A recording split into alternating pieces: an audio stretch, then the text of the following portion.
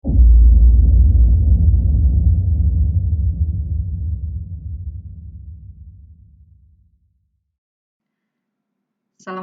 warahmatullahi wabarakatuh. Hai Sobat Mahasiswa, berjumpa kembali bersama saya Mariana Safitri. Di mata kuliah Proses Bisnis TI, kita masuk pertemuan kedua, yaitu tentang ruang lingkup.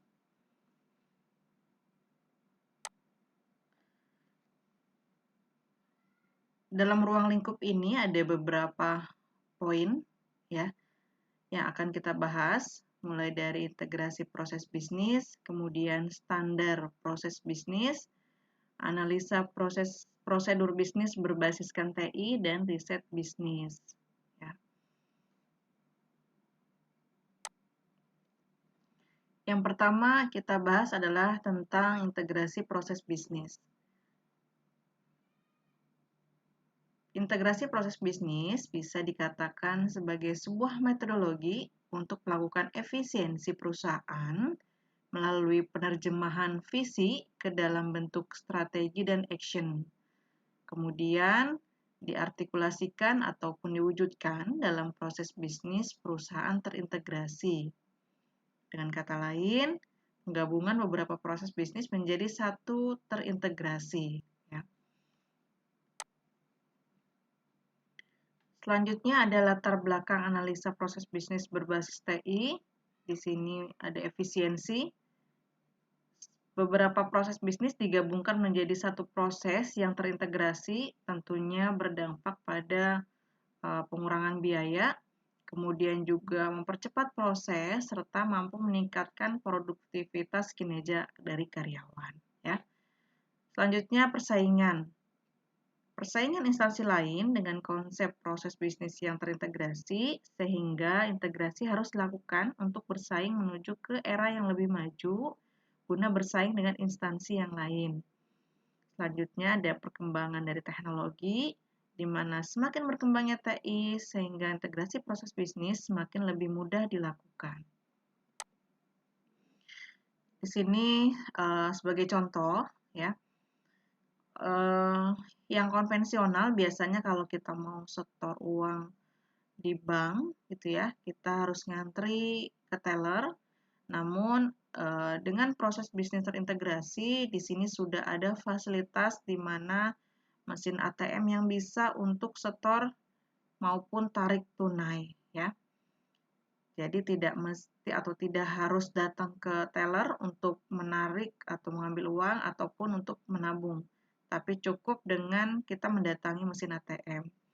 Atau juga ibu-ibu nih biasanya yang suka belanja ke pasar, saat ini sudah ada yang namanya pasar online yang menjual bahan-bahan ataupun bahan dasar untuk masak, ya, misalkan sayuran, buah-buahan, ini sudah ada versi online-nya. Jadi ibu-ibu yang waktunya terbatas atau ada kesibukan lain, ini tinggal belanja secara online saja. Sudah ada fasilitas itu, ya. Contoh lain yaitu dari di bidang akademis ada pendaftaran mahasiswa online, ya. Kemudian juga ada Key-in KRS online, ya. Ini ada universitas yang menggunakan. Kemudian juga ada ujian TOEFL online. Kemudian juga ada e-commerce, ada juga e-government, ya. Oke, selanjutnya tahapan dari integrasi proses bisnis. Di sini ada perencanaan, perancangan, dan implementasi. Di mana bagian perencanaan ini berarti menentukan arah perusahaan, ya. Mau seperti apa perusahaan ini, tujuannya mau kemana, ya, sasarannya seperti apa. Kemudian juga ada perancangan menerjemahkan strategi yang dibentuk ke dalam proses bisnis perusahaan, ya.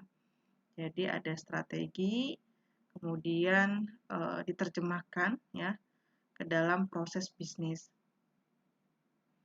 Kemudian juga ada implementasi, yaitu memastikan bahwa proses bisnis yang direncanakan ataupun dijalankan sesuai dengan strategi perusahaan. Nah, ini untuk penggambarannya dari tahapan integrasi proses bisnis.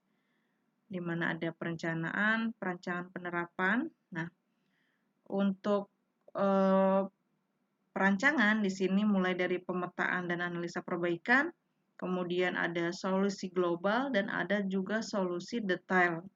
Sedangkan penerapan ini lebih ke implementasi sistem baru, ya.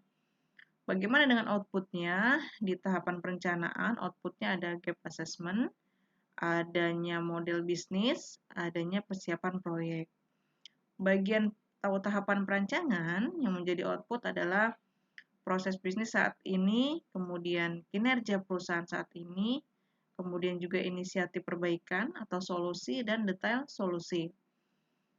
Sedangkan output untuk penerapan ini lebih kepada pemantauan, kemudian evaluasi ya ataupun review terhadap sistem yang berjalan ya. Apakah sudah sesuai dengan perencanaan ya, dengan strategi ya. Kemudian juga ada sertifikasi yaitu ISO 9001. Nah, di sini bisa dijabarkan kembali di tahap perencanaan ya.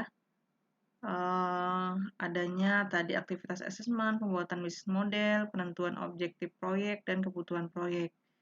Untuk tahap perancangan, di sini mulai dari pemetaan proses bisnis, melakukan benchmarking ya sebagai tolak ukur, kemudian pembuatan struktur biaya, perencanaan mutu, pembuatan company scorecard ya, di mana metode untuk mengukur hasil kerja atau biasa disebut dengan balance scorecard. Kemudian di tahap penerapan, di sini ada manajemen perubahan, pembentukan tim improvement, implementasi rencana aksi, kemudian pelaksanaan audit internal, kemudian juga ada mekanisme review dan pengukuran kinerja, ada sertifikasinya juga, di mana untuk sertifikasi ISO di sini merupakan suatu standar bertaraf internasional untuk sertifikasi sistem manajemen mutu atau bisa disebut juga sebagai sertifikasi sistem manajemen kualitas. Ya. Oke, selanjutnya ada motivasi berusaha. Nah, untuk bagian motivasi ini saya akan ke next video. Terima kasih. Assalamualaikum warahmatullahi wabarakatuh.